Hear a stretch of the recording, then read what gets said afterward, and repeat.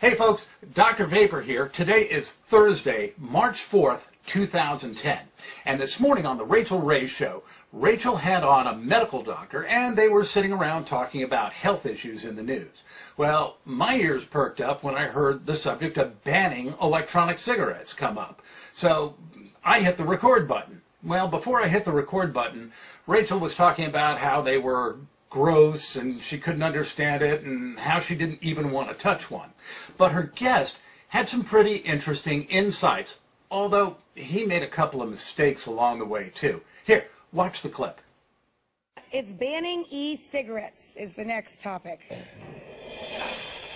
I don't even know what to say about this. Cigarettes have gone electronic.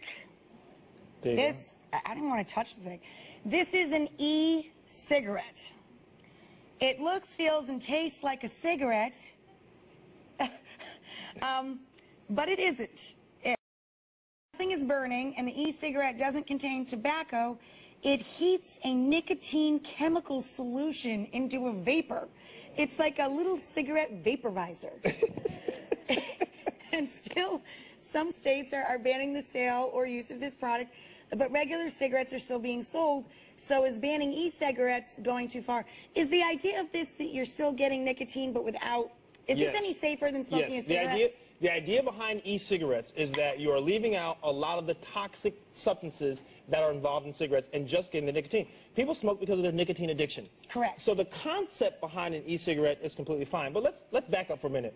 I want to ban all cigarettes. Yeah. You know, let's ban all cigarettes. I think they're getting close to doing it. Not just e-cigarettes, but...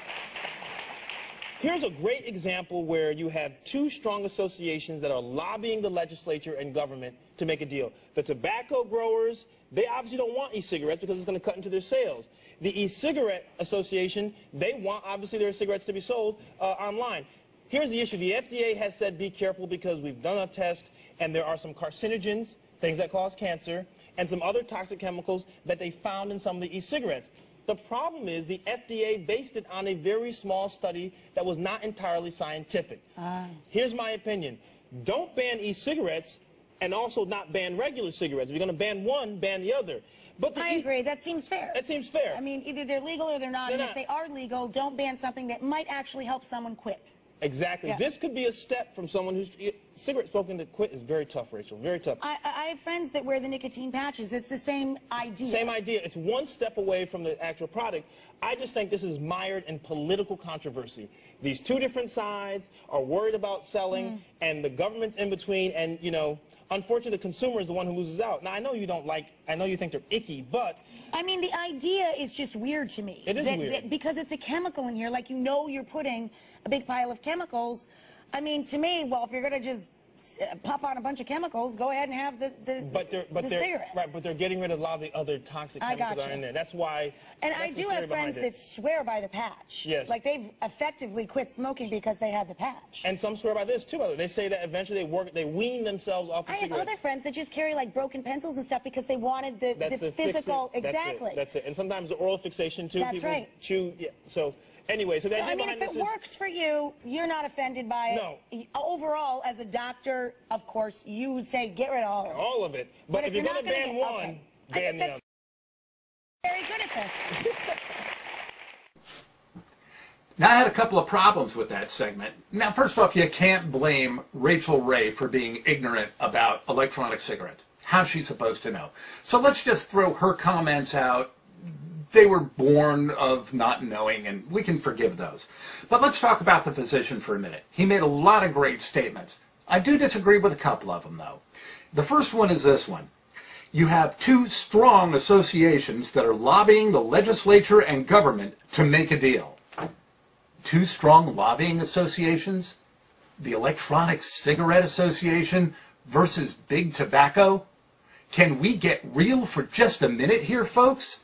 The Electronic Cigarette Association, according to their website, is an association of 11 small e-cig producers and vendors who have banded together to try and get some information out that is correct.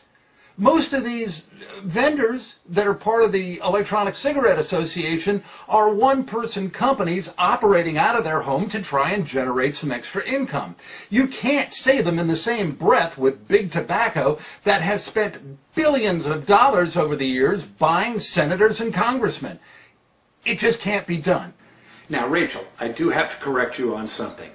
When you picked up the e-cig, you were saying, ooh, it's nicotine in a chemical solution. Who would want to do that?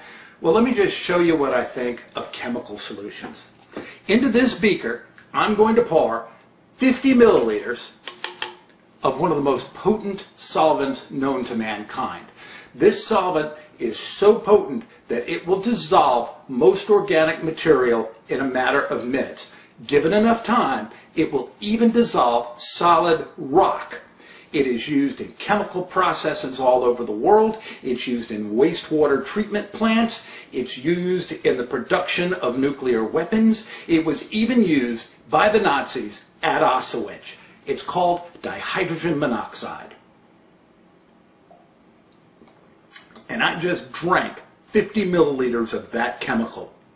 Now, of course, dihydrogen monoxide is water.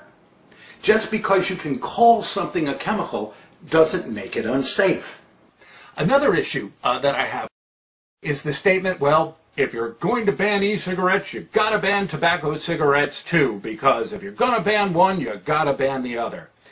You're living in a fantasy land if you think that's going to happen.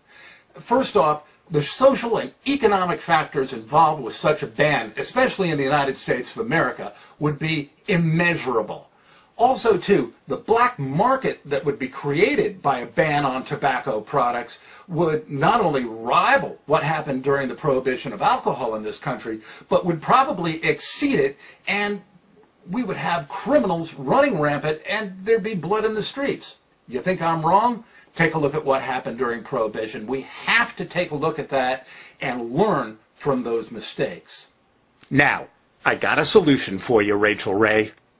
Both as a physician and an e-cigarette user, I would love to come on your show and tell your audience the incredible health benefits they can receive by switching from a tobacco cigarette to an e-cigarette.